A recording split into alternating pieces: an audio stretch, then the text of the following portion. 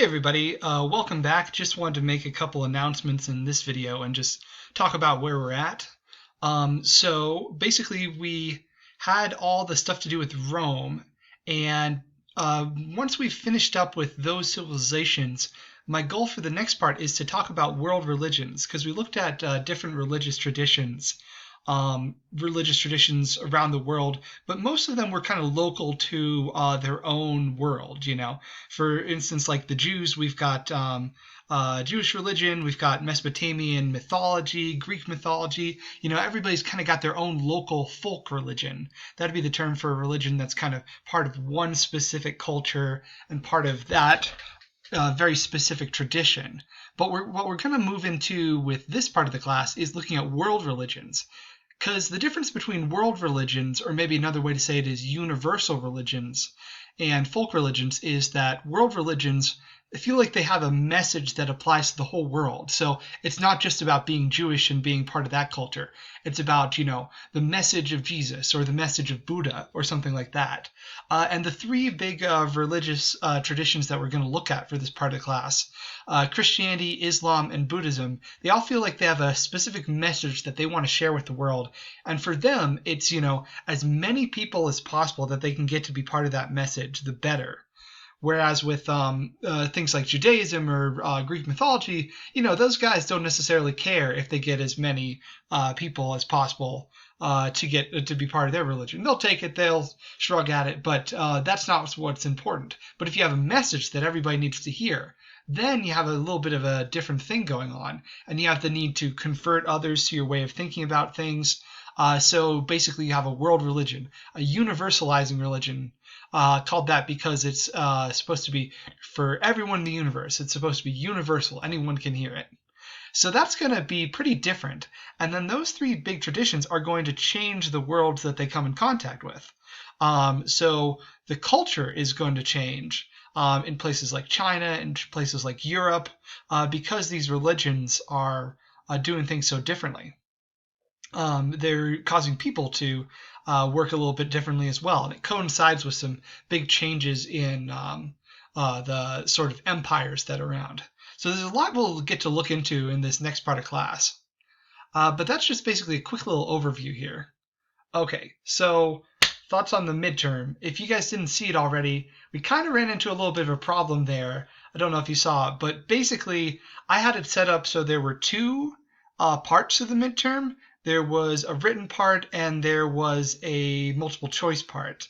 And what I found is that somehow or other I didn't communicate this to you guys super well. Sorry about that, because it seems like pretty much everybody just did the multiple choice part. So it wasn't a pick one or the other situation. Unfortunately, it's the goal is to do both. So we still got part of the midterm to do. Now, I don't want to overwhelm you guys. I don't want to scare you, but I do think we need to get through that. And the written part, like I said, is just the chance to answer a few different questions in like maybe 4 sentences each, and see what kind of argument you can make about a particular topic, like say, I don't know, Confucius or something like that. So I have put that midterm back up. So the multiple choice questions, I'm working on grading those. It looks like everything's going all right so far. But the written questions are like the other half of everything with the midterm. So we're going to need to do those. So what I've done is I've put them up till Wednesday 10 a.m. So I'm thinking mainly when you get here and you're watching these videos, that could be a good time to take the midterm. But if you see this before then, that would be a good time too. And I've put out an announcement and I've sent out an email. If you guys are checking your email, keep an eye out for stuff like that. But yeah, basically, we'll finally finish up the midterm basically on Tuesday and have it all done by Wednesday morning. You might have a couple hours left if you get up early on Wednesday morning, but that'll be the goal is to have those last parts of it. And I don't think it'll take you super long, like 40 minutes, 30 minutes, something like that, to do those questions. It'll be typing it into your computer, basically. So I don't think it'll take very long. It's pretty straightforward. Just try to use evidence and try to make an argument about a particular topic, answering the questions in as much detail as you can, although you don't have to go overboard, but you need to be able to have some kind of coherent argument with a little bit of evidence to prove it.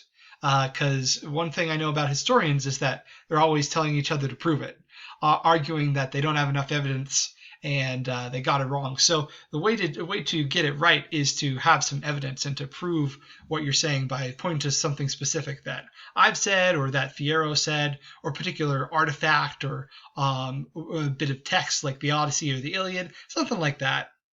Okay, does that make sense? The written part of the midterm is still up, and we need to get that done soon. So I have it set for Wednesday, 10 a.m. If that's not enough time for that to be the deadline, then let me know. But I think we should be able to pull it off. Anyway, just think about that, and don't forget to do that part of it. Maybe I'll send you guys some more emails and things like that. If not, just keep an eye out for that. It should be right in the quizzes department where the other ones were. Okay, sorry about that. I think in the future I'll probably just put them all together. This is kind of an experiment. It didn't really work out. So, live and learn, lesson learned. But if you guys have any questions about that, let me know. Okay, now we're going to move on to talking about world religions. And I want to start with a world religion that you may have heard of. It's called Christianity. Let's take a look at Christianity and figure out what's the deal when we're looking at it as historians. What's Christianity got going on? Why did it become so influential in the world? Let's find out. Okay, we'll do that in the next video.